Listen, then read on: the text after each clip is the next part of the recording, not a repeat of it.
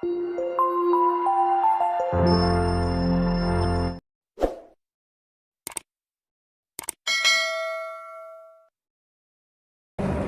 Anda sedang memiliki tugas menulis paper atau jurnal, atau Anda sedang menulis tugas akhir seperti skripsi, tesis, disertasi, dan jurnal penelitian, dan Anda bingung bagaimana cara mengecek tingkat plagiarisme yang ada pada tulisan Anda, jangan khawatir lagi. Silakan simak video ini sampai selesai, maka Anda akan mendapatkan solusinya.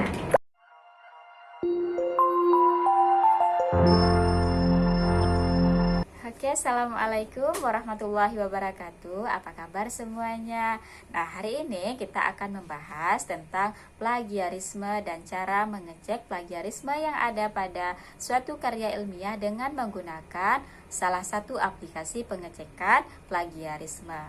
Oke, sebelum kita lanjut praktek, maka saya akan membahas 4 pertanyaan besar yang sering mengganggu kita sekarang ini. Yang pertama adalah apa itu plagiarisme? Kemudian yang kedua, bagaimana cara mengecek plagiat? Yang ketiga, berapa persenkah sih tingkat plagiat itu dibenarkan di suatu perguruan tinggi?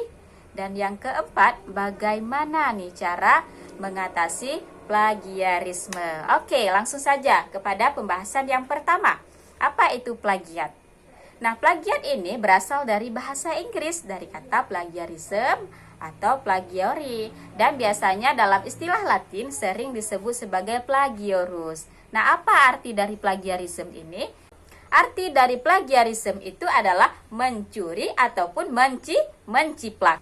Nah, arti dari plagiarisme itu sendiri adalah suatu tindakan ataupun suatu kegiatan penjiplakan atau pengambilan karangan pendapat dari orang lain dan menjadikannya seolah-olah karangan tersebut merupakan pendapat kita sendiri.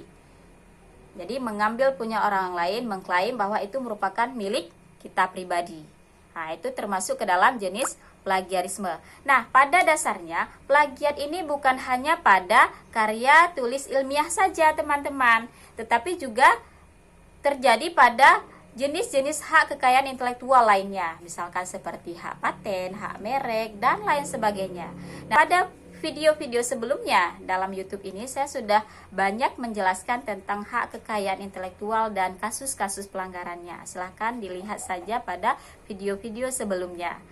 Namun, untuk hari ini kita batasi penjelasan kita hanya kepada plagiarisme yang terjadi pada karya ilmiah, karena itu sedang dibutuhkan oleh adik-adik mahasiswa kita ataupun teman-teman kita yang sedang menulis suatu karangan ilmiah. Nah, ingat teman-teman, plagiat ini dapat dianggap sebagai tindak pidana karena mencuri hak cipta orang lain.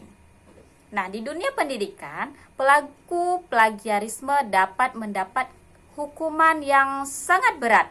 Ya, contohnya seperti dikeluarkan dari perguruan tinggi, dikeluarkan dari sekolah, dikeluarkan ataupun jika dia sebagai dosen, maka dia akan dipecat sebagai dosen, dia akan diturunkan dari jabatannya. Kemudian sanksi pidana lainnya juga, dia juga akan dikenakan sanksi yang berupa denda yang harus dibayarkan kepada pihak pertama. Jadi untuk sanksi-sanksinya simak aja ya pada video-video saya sebelumnya. Nah, pelaku plagiat ini sering disebut sebagai plagiator. Ya, singkat katanya ataupun bahasa kasarnya adalah plagiator ini merupakan seorang pencuri karangan milik orang lain yang kemudian dijadikan seolah-olah karangan tersebut milik dia sendiri. Itu sangat dilarang. Oke, kita lanjut ke pembahasan yang kedua. Bagaimana cara mengetahui tingkat plagiarisme yang ada pada suatu karya ilmiah? Jadi untuk zaman sekarang sebenarnya sudah mudah sekali untuk mengetahui tingkat plagiarisme pada suatu karya ilmiah. Ya, salah satunya dengan menggunakan aplikasi. Dan untuk pembahasan ini langsung saja nanti kita praktekkan. Kemudian pembahasan yang ketiga, berapa persen sih tingkat plagiarisme yang dibenarkan di suatu perguruan tinggi? Nah, untuk pembahasan ini, setiap perguruan tinggi mempunyai tingkatan-tingkatan yang berbeda. Ada perguruan tinggi yang membenarkan 20%, maksimal tingkat plagiarismenya ada yang 25%, ada yang maksimal 35%. Jadi rata-rata perguruan tinggi itu hanya membenarkan maksimal 35% tingkat plagiarisme yang ada pada karya tulis, baik itu karya tulis dosen maupun karya tulis mahasiswanya. Jadi nanti adik-adik ataupun teman-teman bisa langsung saja tanyakan ke pihak perguruan tinggi berapa persen sih kita bisa mengutip ataupun melakukan plagiarisme itu sendiri.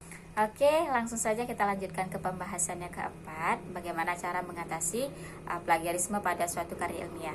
Oke, di sini saya akan memberikan 5 tips cara mengatasi plagiarisme. Yang pertama, sertakan sitasi. Ya, sertakan sitasinya.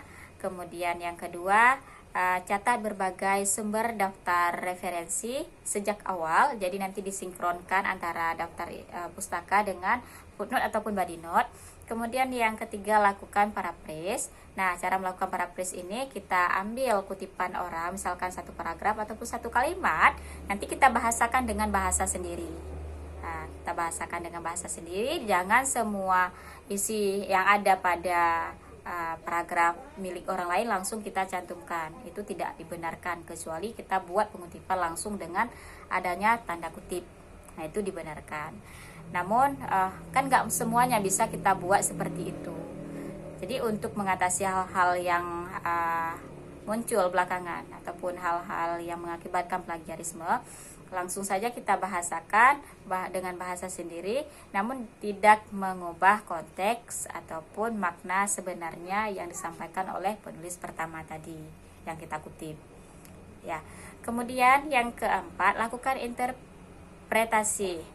Dan yang kelima, gunakan aplikasi anti plagiarisme. Nah, ini yang nantinya akan kita praktekkan bersama. Jadi, aplikasi anti plagiarisme ini sebenarnya banyak jenisnya. Ada plagiarism checker, ada Turnitin, kemudian ada Teddy ID, dan lain sebagainya. Nah, di sini nanti saya akan mempraktekkan cara menggunakan Turnitin untuk mengecek tingkat plagiarisme yang ada pada suatu karya ilmiah. Nah, Turnitin ini merupakan salah satu aplikasi, baik itu berbayar, karena Turnitin ini ada yang berbayar, ada yang tidak berbayar, ataupun ada yang gratis dengan beberapa batasan-batasan.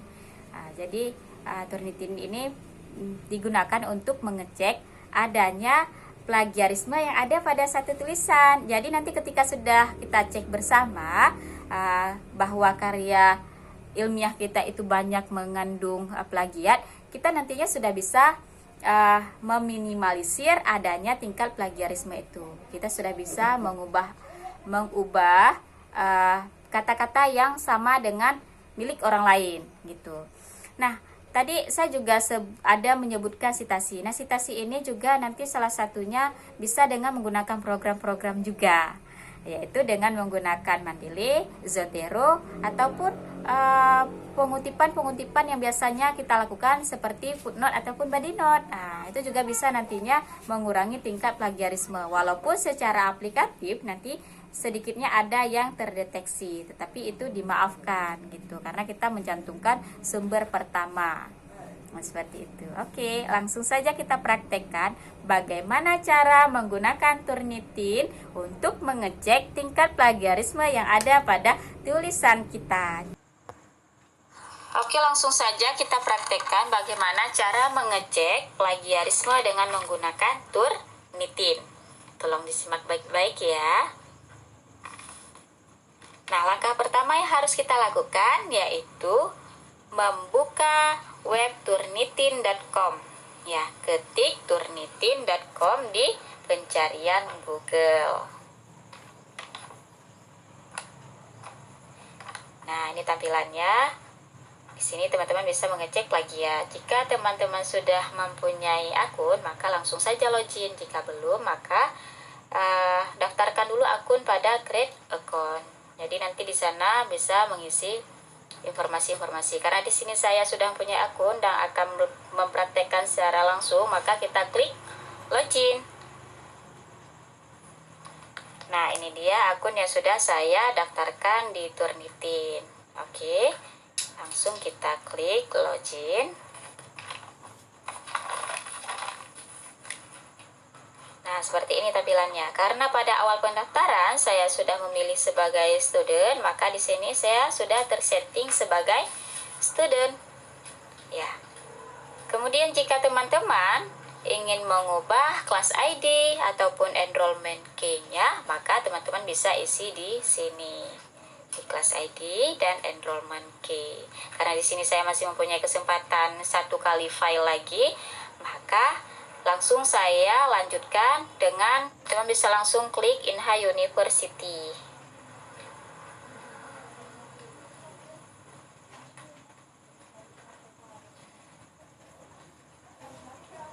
Ya, klik Inha University sampai muncul tampilan seperti ini. Ya, ini semuanya no repository. Jadi, di sini kita hanya bisa mengunggah ataupun mengecek plagiat sebanyak 6 file. Karena saya menggunakan jenis Turnitin gratis, semuanya terbatas. Di sini saya sudah pernah menggunakan 5 file, maka tinggal 1 lagi. Jika teman-teman ingin mengupload, langsung saja submit. Ya, klik submit. Kemudian di sini sudah ada first name, last name sesuai dengan apa yang sudah saya daftarkan, dan di sini kita masukkan tanggal hari ini, ataupun bisa juga teman-teman masukkan judul file. Ya, saya masukkan aja tanggal hari ini 9 Maret 2021. Oke, pada tampilan ini ada 3 pilihan untuk mengupload file ke Turnitin. Bisa kita pilih dari komputer, bisa kita pilih dari Dropbox, dan juga bisa dari Google Drive. Karena di sini saya ingin mengambil file dari komputer, maka saya pilih choose from this computer. Oke, kita klik choose from this computer, dan saya sudah menyediakan file yang akan kita gunakan untuk kita cek tingkat plagiatnya. Ya, ada filenya. Ya, ini contohnya file jurnal peran istri. Jadi file ini saya sediakan dalam bentuk PDF. Langsung kita masukkan dan kita upload. Nah, teman-teman, Turnitin ini sangat bermanfaat sekali untuk membantu kita mengecek plagiat yang ada di skripsi, tesis, disertasi, buku, jurnal, dan karya-karya ilmiah lainnya. Jadi itu sangat membantu kita. Oke, kita tunggu sampai muncul halaman seperti ini. Ya, nah ini dia sudah muncul. Kemudian langsung kita konfirmasi dengan mengeklik konfirmasi. Oke, ini perangkatnya sedang membaca file yang kita upload. Kemudian filenya akan muncul seperti ini, dan ketika sudah muncul maka langsung saja kita klik return to assignment list untuk mengecek plagiat yang ada pada file yang kita maksud.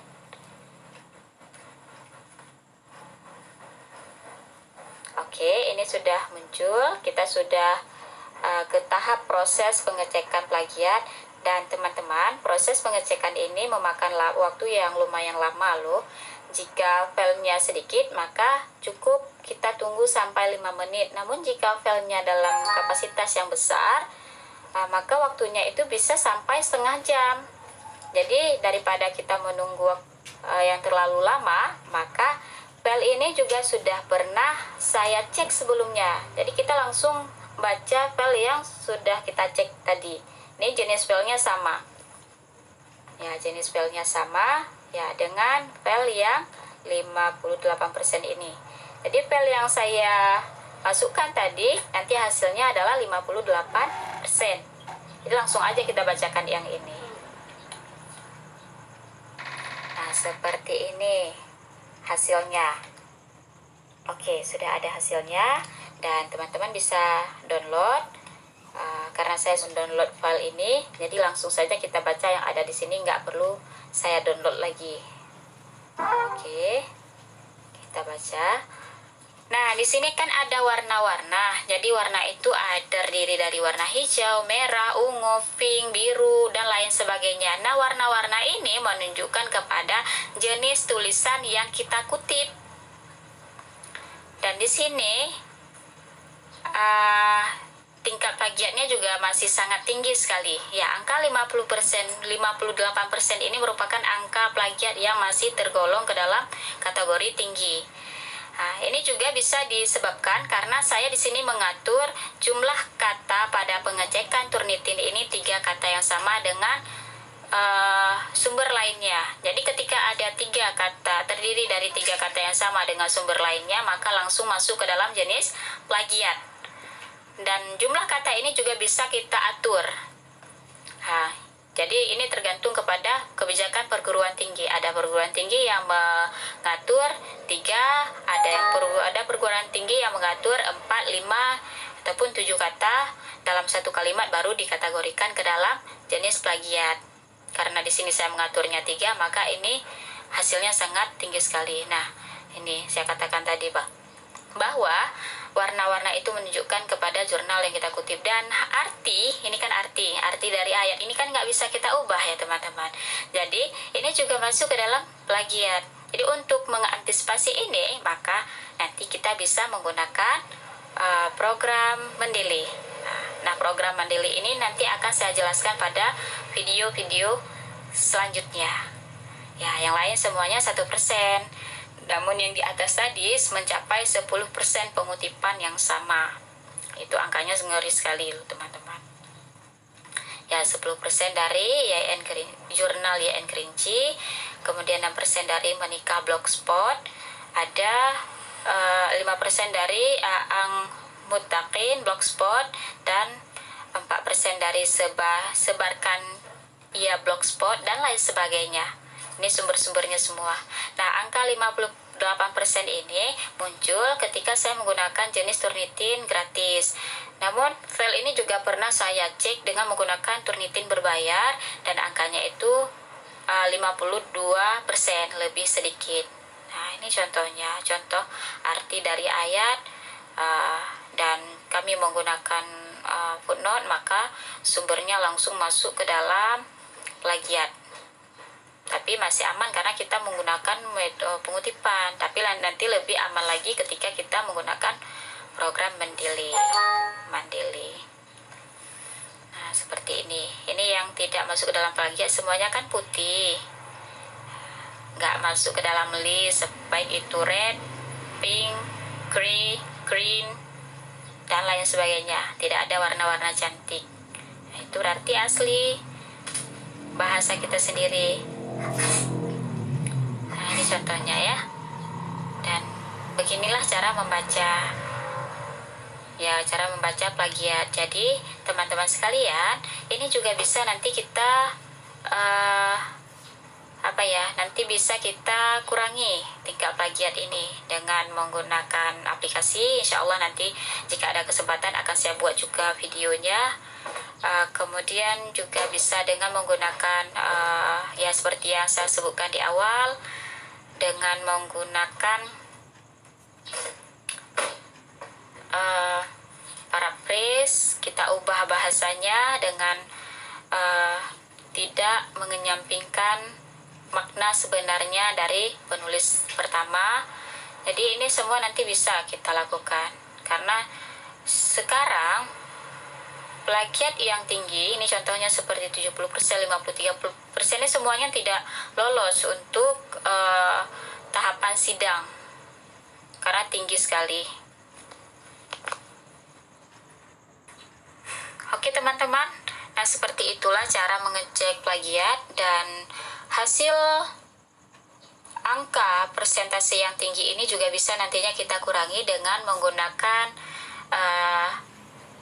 ataupun dengan mengubah tata bahasanya supaya tidak sama dengan sumber dasar, bisa dengan paraphrase, atau bisa juga dengan menggunakan aplikasi. Contohnya seperti aplikasi yang bisa mendeteksi ataupun yang bisa mengubah kalimat-kalimat. Nah, untuk aplikasi ini insya Allah nanti akan kita bahas pada video-video berikutnya setelah ataupun sebelum mendilih. Ya, terima kasih atas perhatiannya. Mudah-mudahan bisa diaplikasikan dengan sebaik mungkin dan juga bisa mendatangkan manfaat yang banyak. Dan saya doakan semoga kedepannya karya ilmiah kita tidak lagi banyak yang masuk ke dalam plagiat. Amin ya rabbal alamin. Assalamualaikum warahmatullahi wabarakatuh.